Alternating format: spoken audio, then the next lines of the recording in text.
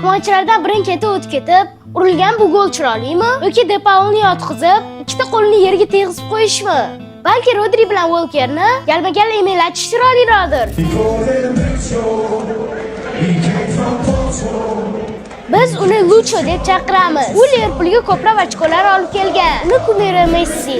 Birinchi klubi Barakilyaga kelganda, u juda ham ozg'in va nimjon bo'lgan. Sababi yoshligi Kolumbiyaning eng qashshoq yerlaridan biri Guajirada o'tgan. Unga Al Nassr 85 million yevro taklif qilmoqda. Uni Barselona xohlamoqda.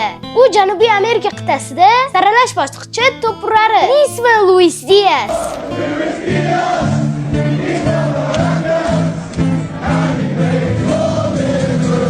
Diaz haqida savol. Unga bir qator top klublardan takliflar bo'lganda ham, u Yevropaga yo'lni nega aynan Portudan boshlagan? To'g'risi Diaz Barselonaga o'tsa ham, Liverpoolda qolsa ham, men uni personal muxlisi bo'lib qovuraman. Argentinaga qarshi o'yinni tahlili va savolimizning javobi ozginadan keyin yana bitta video qo'yamiz.